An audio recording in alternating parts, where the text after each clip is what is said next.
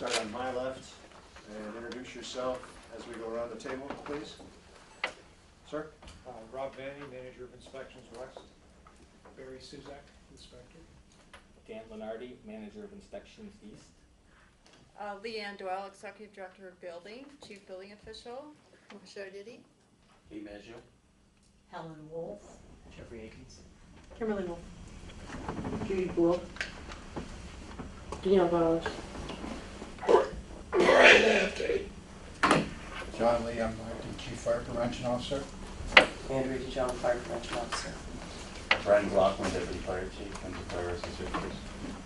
Patrick Rhodes, City Solicitor's Office. Mark Stephen, Property Standards Committee. John Middleton, Property Standards Committee. Del Van Wyck, Property Standards Committee. And your chair, Jim Evans.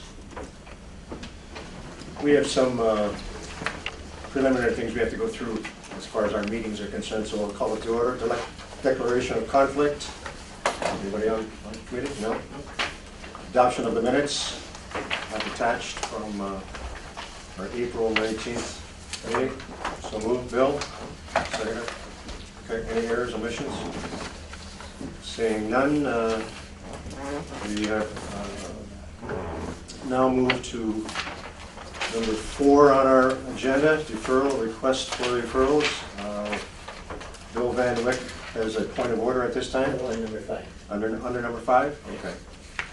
Okay, the hearing of the applicants and interest party will, my question is, how much time do you require to do the repairs? As you saw from our affidavit, Mr. McCloskey conducted a preliminary assessment of the property, and he unfortunately had to go on vacation until the 23rd, so a full report to the extent of damages is expected to be submitted shortly thereafter, and then we'll know a firm date for the full extent of the repairs. He did a preliminary statement, which was submitted, right? Yes, and it's seen on the website. Okay, Bill, what do you want to do? I want a point of order. Okay, I'm giving it to you. Okay, thank you. Excuse me. On the letter of Mr. McCloskey, I attended the site and met the homeowner, Ellen Wolf, along with 3 gentlemen. The statement is correct. He met with 3 gentlemen. He was hired by the owner to do a service. There were 7 people present at the meeting. He did not have any obligation to meet and identify who these people were. The implication is that not all of the members were present. I think this is not a minor point. We're all volunteers. And my experience is that every member of the committee is diligent and seeks to be informed. All members were present, and when we make decisions, we like to be wise and knowledgeable. I appreciate that comment in the notes. Just for the record, which members did attend the site? Pardon? Just for the record, which members? Every member was here. All 4 of us. All 4? Yes. The implication was that only if somebody was absent. It's not true. What he said is true. He didn't have to meet everybody, but all of us were there. Okay. Thank you. Getting back to your points, sir, okay?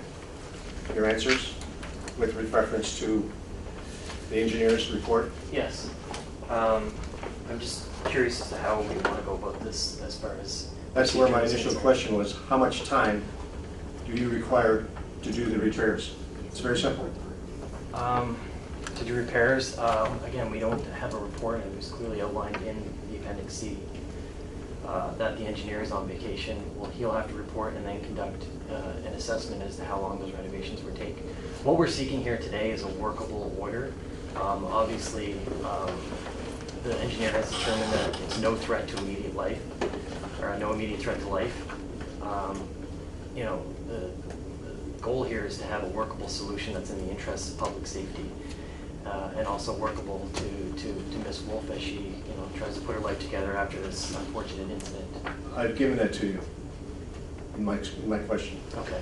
And what I'm telling you is I'm not an engineer. I can't determine how long it will take, but it will be an extended time period. Can we establish some kind of time frame, and then if you need other extensions or other extenuating circumstances come in, then you come back to the committee? But at this given time, I think in the essence of everybody's valuable time here, we can establish a benchmark of time and move forward. Mr. Evans, can I Yes, of interject for 1 second? Perhaps we can do it in a staged order. Number one being the order to have a report produced that details the repairs to be conducted Okay. by October 31st, for example, which allows for plenty of time to get that report in place. And then from that period forward, looking at the report, we could potentially put in place other timeframes to benchmarks to be met. That allows for sufficient flexibility. It answers your question. So for example, 2 months to carry out the major structural repairs, a month thereafter to carry out some of the other repairs that may be set out on the report. So the first benchmark would be obtaining an engineer's report. And ideally with that, we would need the fire department to lift their order regarding access, because under an order to comply, there's absolutely no mandate that with respect to who carries out the repairs. So in terms of the fire department's order, it prevents any access from people who may wish to help my mother to carry out these repairs. That's problematic, and it creates an unworkable situation. So the first one would be certainly to get the report in place. We can agree to a time frame for that. We've spoken to the engineer. He's back on September 23rd. I can't hog-tie him in terms of how long it's going to take him to produce a report, but I would expect by the end of October, considering he's not back until September 23rd, he's certainly going to have to likely re-attend to produce a more detailed report. I think his attendance at the time was somewhat on an emergency basis. He may wish to re-attend and go through in a more detailed fashion, and therefore, if we provided him until October 31st to provide a report, that might start the ball rolling. Okay. As a committee, how do you want to move forward?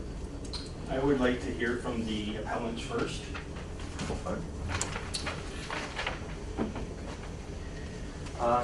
So I'm sure you've all received our affidavit. They're quite extensive, and I don't want to get into a detailed account of events. Appreciate that. But as you're aware of the fire of August 19th, you might not be aware. Miss Wolf has recently paid off the mortgage with respect to the home. And unforeseen to that, due to paying off the mortgage of the home, the house insurance was tied in with the mortgage, and as a result, her insurance lapsed since then. So a lot of emphasis was drawn on the fact that the home was not insured. While that is true, Miss Wolf was in the process, if you recall at the time, there were men working on the home. And the reason why the men were working on the home was she was trying to rebuild the home into a state of repair, that it could be insured again. And then these unfortunate events happened. So it's really a very difficult situation that is very unfortunate, unforeseen events.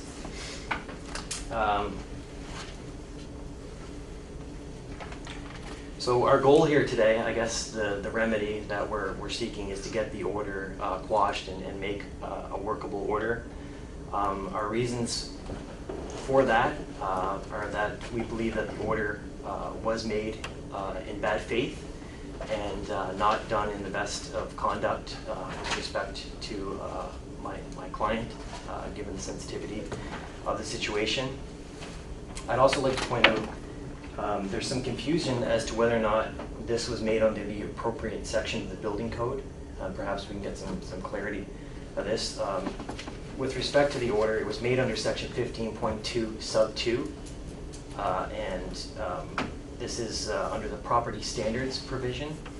And due to the overwhelming concern that the building was collapsed, my assumption is that that would have been more appropriately dealt with under section 15.9 sub 1 for the unsafe building provisions. A second remedy that we wish to speak of, we're not sure if you have jurisdiction over this matter, but there was a fine levied shortly thereafter the fire of $225 due to a complaint. Obviously, yes, the property was in disarray at the time, but for good reason. There was an unexpected fire. So as a gesture of good faith, I would ask that that fine be waived. In addition, in researching, trying to find out if the appropriate amount was levied, it appears that it's cited an outdated bylaw, which I'm not sure if the costs of that are the same. It was levied under bylaw 392/2002 as amended by bylaw 78/2011. And as I'm instructed by the clerk's office, this was amended by bylaw 47, 2012, and we couldn't cite the same section as to where the source of the fund came from.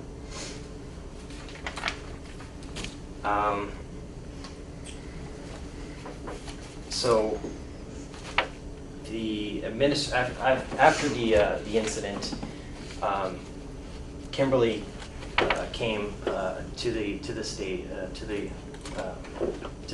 scene of the fire, and then it was her goal to seek a court order to quash the order and make it more workable, and it was met with much resistance. There was a lot of refusal to provide a copy of the building inspection order. It was only due to the good graces of the police officer decided the scene that she allowed Miss Wolf to go up and take a picture of the fire order on the No, door. It was, correction on that one, it was actually on the hood of the car, of the police car. She had a copy herself, she put it on her hood, so just to clarify. Okay. There are also other aspects to this order that are a little bit confusing. Ms. Wolf was ordered to board up. Ms. Wolf also owns the neighboring property at 810 Howard, and she was also asked to board up that property. But the neighbor on the other side was not asked to board up their property. I'm a little bit confused as if there was an immediate concern for safety and a threat that the building was collapsed, then why would only her property be boarded up and not the neighboring property, which is close in proximity?